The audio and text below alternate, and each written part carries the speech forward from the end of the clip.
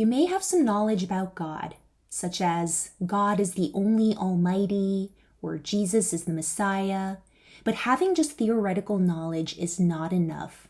You must understand the core of these truths.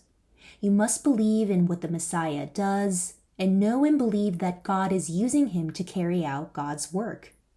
Mainstream Christianity has taught that the returning Messiah will come riding on a brilliant cloud in the sky, exaggerating it greatly. But this is not the case. It's just a metaphor. The clouds have nothing to do with it. If we interpret the metaphor, we can understand that the cloud refers to all the believers on earth who listen to, believe, and follow the Messiah's words. These people, as pure clouds, are those who will accompany the Messiah. It is not enough just to know the name of God or the Messiah. You must know what God is doing in this era, how he is working, and what Christ is doing. Christ brings salvation. You need to understand what God and Jesus are currently doing, what message they are spreading, and how their power is manifesting. This power is exercised through the one who has been sent by God. 2,000 years ago, God showed his power through Jesus and testified, "This is the one I have sent." The era that we are living in now is the era of brides. Those who haven't become brides will not experience the rapture. Then who is the bride?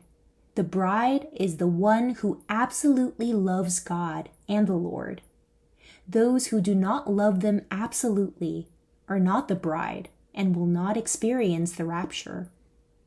In the New Testament, it says that those who do not love God and Jesus will, with all their heart, mind, and soul, are not the children of God.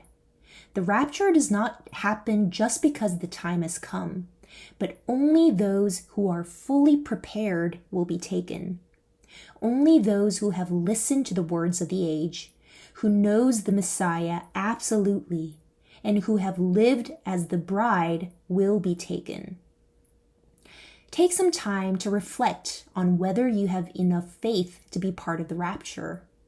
If you are raptured, God will give you a world far greater and more glorious than any kingdom.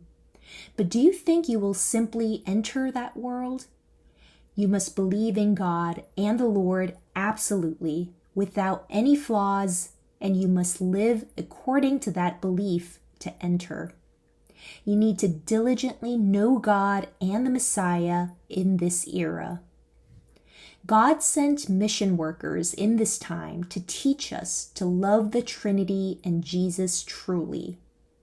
When Jesus asked his disciples, "Who do you say I am?" they were all silent, but Peter alone responded, "You are the Christ, the Son of the living God."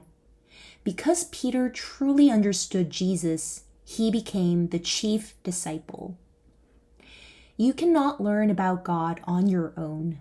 You must always learn through the one God has sent and pass through him. If you try to bypass this process, Satan will intervene. Just as Cain had to go through Abel to reach God, you must go through the one sent by God. When approaching the president, you cannot simply go directly to him. You will be stopped by security. In the same way, you must go through the appointed channels to approach God. Many angels, heavenly armies, and spirits in God's kingdom are in a position of children before God. But God created humans on earth because he wanted the love with the opposite sex. This is not referring to romantic love between man and women, but to God's love for people. Just as people love their brothers and friends before marriage, but later in life experience love with the spouse, God created the earth and human beings to develop an even more ideal form of love. The purpose of God's creation of this world was to love people and live with them for eternity. In the Old Testament, people were fallen, and for 4,000 years, they loved God as servants. And in the New Testament, God sent the Messiah, Jesus, so that people could love God as children. And after that, people must love God as their lovers. There is no higher level than the lover's level. In the last days, God will reveal the purpose of creation and unfold the history of the rapture through the one he has sent. What is the rapture? It is loving God with all your heart, mind, and soul. In this era, we will understand the fundamental purpose of God's creation and love him, and through that love, we will be raptured. If you do not understand the foundation of God's love, you cannot experience the rapture. God has infinite love, and we must fill it completely.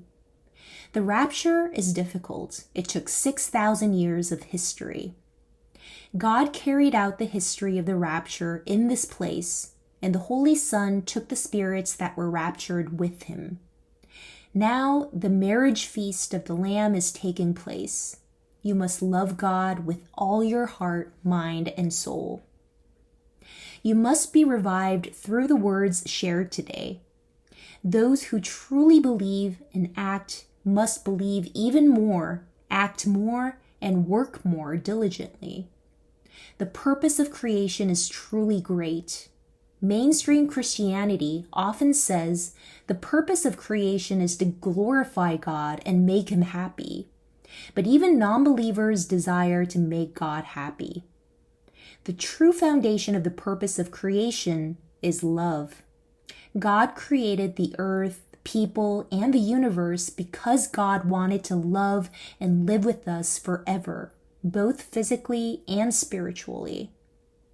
We're created to love God and live in constant dialogue with him, doing the work he has commanded and witnessing for him.